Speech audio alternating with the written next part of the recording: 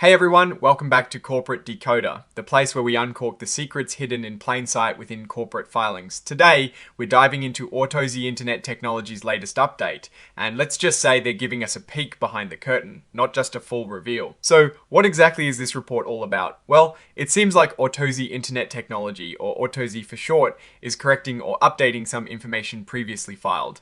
Think of it like finding a typo in a big company announcement and sending out a correction to make sure everyone has the latest, most accurate picture. This particular filing is an amendment, meaning they are adding or changing things to a report they already sent. The report mentions this is for the month of December 2025. Now this might seem a bit odd since they are talking about financial statements for periods that already happened.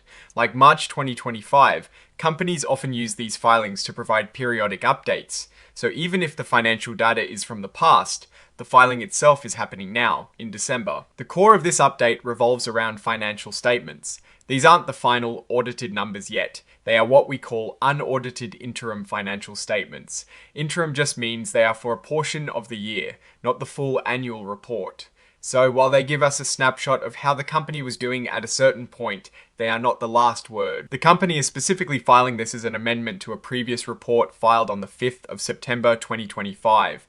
They're telling us that the original report had some financial information, and this amendment is just to provide an updated version of those financial statements.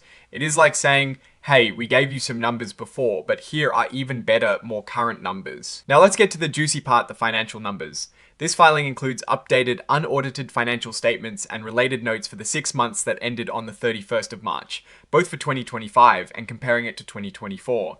This gives us a chance to see how Autozi performed in the first half of their year and if they're growing or shrinking compared to the previous year during the same period. We need to be clear here, the document provided doesn't actually contain the tables with specific numbers. It only directs us to exhibit 99.1 and 99.2 for the actual financial data and management's discussion. So we can't see the exact revenue, profit, or loss figures directly in this filing text. However, the fact that they are updating these statements implies there might be something important to report, whether it is good or bad. When companies discuss their financial health, they usually have a section called Management's Discussion and Analysis, or MDA. This is management's chance to explain the numbers, talk about what drove the changes, and give their outlook for the future.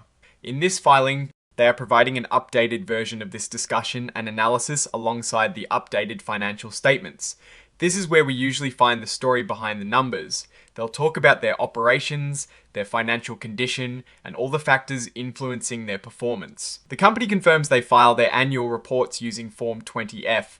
This is common for foreign private issuers, essentially telling the US Securities and Exchange Commission, or SEC, how they are structured and what kind of information they will provide annually. It is a standard procedural detail, letting us know they are operating within the US regulatory framework for publicly traded companies. Finally, the report is signed off by Huqi Zhang, who holds the important positions of CEO and chairman of the board. This is standard practice, showing that the company's top leadership is aware of and responsible for the information being filed. It's a formality, but it signifies that the report has been officially reviewed and approved by the company's key executives. Now, looking at this filing, it's a bit of an unusual one. Autozi is essentially saying we're providing an update to our financial picture. Because we don't have the actual numbers here, it is hard to give a Warren Buffett style deep dive. However, the very act of amending and updating financial statements suggests that there was a need for correction or clarification. This could be to fix a minor error, to reflect a change in accounting, or perhaps to provide a more accurate representation of their financial standing as of March 2025. The key takeaway here is that management felt it necessary to revise previously submitted financial information. This often indicates a company that is being diligent in its reporting, or it could signal that the initial information wasn't as robust as it should have been. Without the detailed financial tables and the management's discussion, we're left to infer the reasons behind this update. Given they are providing an update for the 6 months ended March 2025, we can assume the business environment and performance during that period are significant. What are the potential risks or opportunities? Well, the lack of transparency in this specific filing itself could be seen as a minor risk. Investors prefer clear, upfront information. However, the willingness to amend and update shows a commitment to accuracy, which is a strength. The real opportunity for Autozi, and for us as observers, lies in what those updated financial statements will reveal. Are they showing growth? Are they facing challenges? This amendment is a hook, inviting us to look closer at the exhibits to understand the full story. My take is that this filing is a nudge. It is telling us to pay attention to the exhibits it references because the company is giving us updated financial data from a period earlier in the year. We should be looking for changes from the original filing and analysing any significant shifts in revenue, expenses, or profitability presented in the exhibits.